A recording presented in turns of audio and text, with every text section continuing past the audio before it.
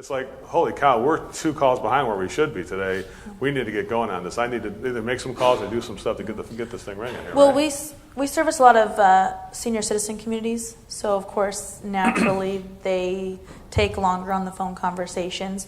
But there's always ways to get the homeowner back on track by simply taking control of the conversation and, again, following the script. Sometimes you let them talk and they share other stories that aren't relatable to what we're looking to accomplish today.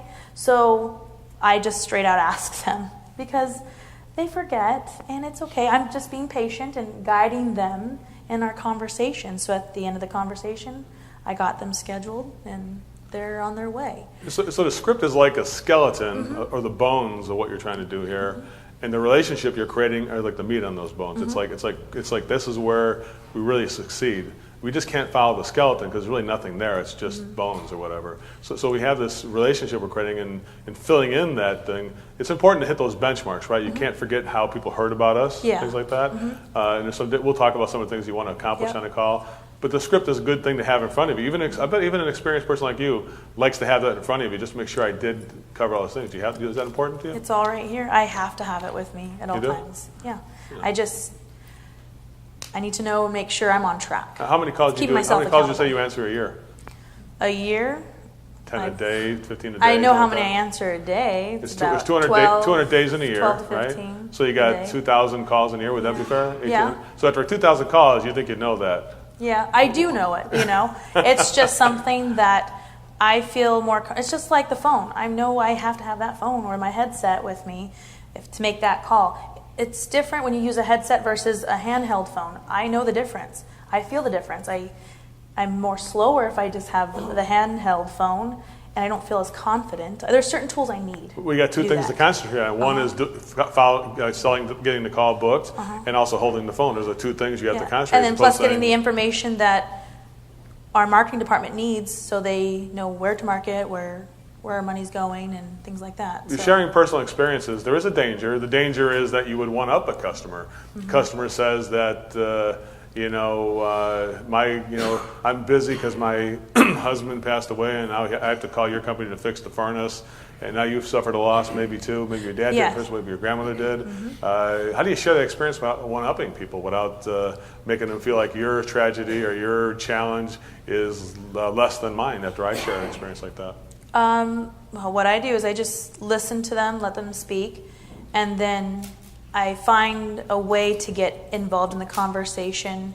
If you were to tell me that you lost your wife or something, or God forbid, I'd be like, I just really would tell you, Joe, I'm sorry to hear about that. Last summer I lost my so-and-so. And Would you put the script on pause at that point? Yeah, absolutely, because that's my building the relationship part.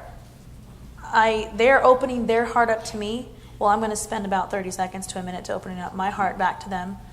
And then we're going to go right back into business again. So efficiency versus relationship. What's more important to you then, obviously? What's more important to me, relationship versus efficiency? Yeah, getting this call booked quickly, or? The relationship, because I know in the back of my mind is that $100 million, and I want them to keep coming back for life. They're going to be coming back and calling more and more. Yeah, you can't have a short-term relationship. You don't want to do a churn and burn. It's called keeping clients for life. That's my goal. I think a lot of people get so mixed up in their job as doing customer service. And talk about isolation. We have customer service and we have dispatch. My belief is that we have to completely isolate those 2 jobs.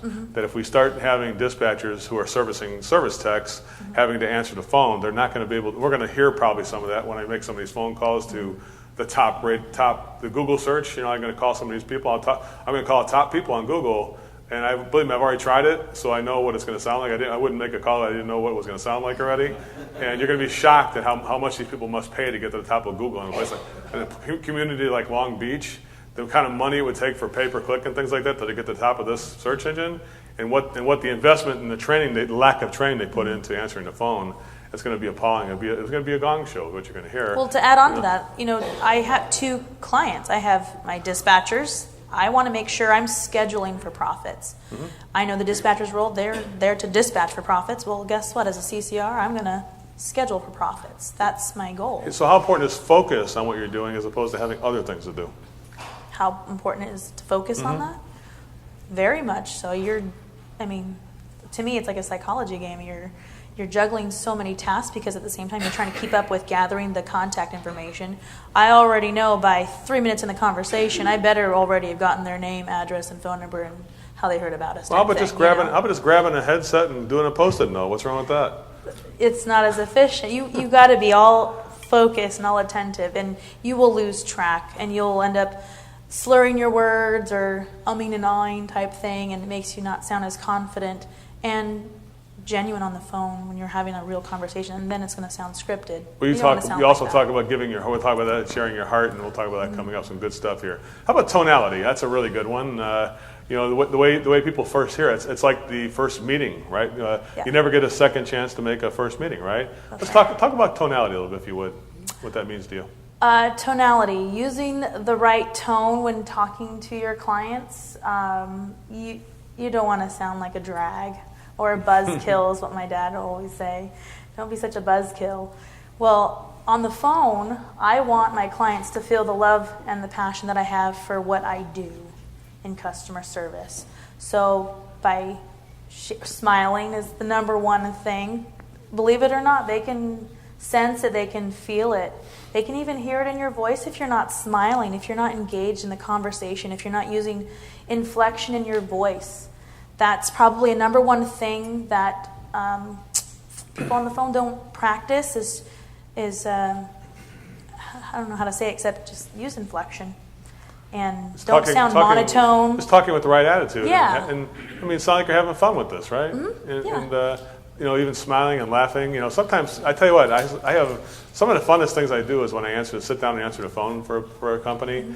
And just, it's one of the biggest joys I have. Because I even love it when people bitch at me and all kinds. I love complaints. I just have so much fun with it. I just it's like, wow, it sounds like you really screwed that one up, John. It's like why'd you even call us? I'm surprised you called us back to even let us fix it. With that kind of experience, you okay? I mean, it sounds like you just ate a turd, for God's sake. What? You okay with that? And if I know the customer and that's what it's. If I had that relationship, I built that relationship, I can say those kind of things because I feel like I've gotten there with the people. I've built this before. I wouldn't say it with a first time client, but sometimes it lightens people up and it's like you're having fun with people, right? Well, one of the lessons you've taught me, and you don't even know you taught me this. I just happened to be passing by the training room, and I heard you coaching the field guys, and you mentioned something about making when the guys are in the field or with the homeowner, make it an event. Well, I took that logic and I said, why don't I make this conversation an event? It's a big deal for me to book this darn call. I'm going to do it, So I took that logic and I said, I'm going to make this conversation a huge event. Well, thank you very much for taking a lesson. Thank you for teaching me that. Well, I think it's like, you think you're hearing a common tone here, that routine is, I think, in a lot of ways our enemy, especially when we become, this is a matter of fact. For you booked over 2,000 calls a year probably. For the customer, how many calls do they book in a year? Yeah.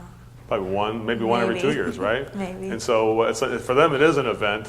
And if they call you and it sounds like just a routine to you, then they're like, I think I got the wrong company because these people are not taking this seriously. I have no heat, or I have water leaking. They don't get it. They're just like, okay, what was your address? And it's like real monotone. And going back to the tonality, when you mentioned that, it goes along with reassurance. It's reassuring that client on the other end of that phone that I'm here for them. I'm going to be their hero this minute, this second, to help them with their service needs. Great stuff. Talk about speaking from the heart. You mentioned that, and what you sent this to me.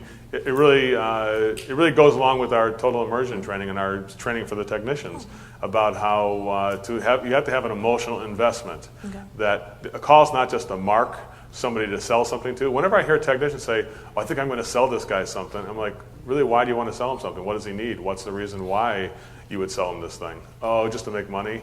And it's like, then get off the call. Stop the call and get out of there, because if you think this program and what Danielle's doing is about just making money, believe me, you put your heart in the right place, you're going to make money. Money's going to just come. When you work with excellence, money will follow. Wouldn't you agree with that? Talk about this part of speaking from the heart. What does that mean? Could you kind of communicate that to the people here? I incorporate speaking from the heart based on what our values are at our workplace, at our company. what are our values? I need to know that. I need to know what I stand for in this company. If I don't believe in the direction of this company, where it's going, or what it is today, there's no way I'm going to be able to speak from the heart. I'm going to be fake on the phone. That's the most common thing I hear. Oh, don't be so fake. You're fake on the phone. And I don't want to be known for that. I believe in what the system that we provide for our clients at our company is true, and it helps them. And we want to be their service heroes when it comes to their heating and cooling needs. So that's what I mean about speaking from the heart, is taking what the company stands for and implementing that in each of my conversations. There's a lot of owners in the room here who own companies. Mm-hmm. Give them, from your perspective as a super professional customer service rep, what can owners do to make you understand those values? That values can be just written on a sheet of paper and put it on the wall, but how do you know those values are real in a company like this? You see it by people's actions. When you change your thinking in your mind, it changes your words, changes your actions. You live it, you breathe it, you feel it. I can sense, already when I'm talking to somebody on the phone or talking to one of my coworkers at the office, their attitude sucks and they're down here. Well, I'm going to be choosing to be that leader at that moment to help motivate them. I do know what my leadership skill is, and I'm a motivator. I'm going to get dirty with them. I'm going to be right there in their face and say, "No, damn it, let's do it. We're doing this together. You're not alone. I've been there. He's been there. He's gotten out of it. Let's do it." It's hard, but I want to do that. There's some people, in terms of the economy too, the financial struggles of some companies can spill into customer service because things like customers saying, "I didn't get a fair value. You charged me too much money," or something like that might come up. And sometimes owners of companies get very like, "Holy cow, this guy is a pain in my beep." You know what I'm saying there? It's you start saying it becomes an ego battle.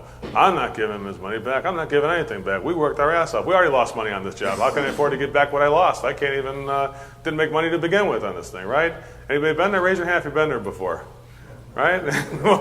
We all been there before. However, communicating that to your customer service rep, how would that impact you if you heard that every day from your owner? I'd be like, "I'm out of here." How does it motivate you? Does it help you give your heart? It demotivates me, all it takes is one person to make a difference, and that's something I have to be reminded every day. We all have to be reminded. It doesn't matter how old we are, how young we are, where our background is, where we're at today. We all need to be reminded that it takes just one person to make a difference, make that change. And I think the organization will become a reflection of the owner in this case. If the owner is kind of out of control, defensive posture, then the CSRs will start to develop that posture and become an extension of that owner. And then the owner goes, why are you acting that way tonight? So when the owner's feeling better tomorrow, the CSR continues to do what they learned last week when the guy was screaming at the customer or whatever, screaming about the customer who's a pain in the rear. And now it's like you're acting the same way the owner does, and the owner's like, "Danielle, I'm surprised you're acting like that. Where did you get that from?" And then we lose focus on what we were set originally to do, which was to offer choices, recommend the best, letting the client decide. That's providing that good service.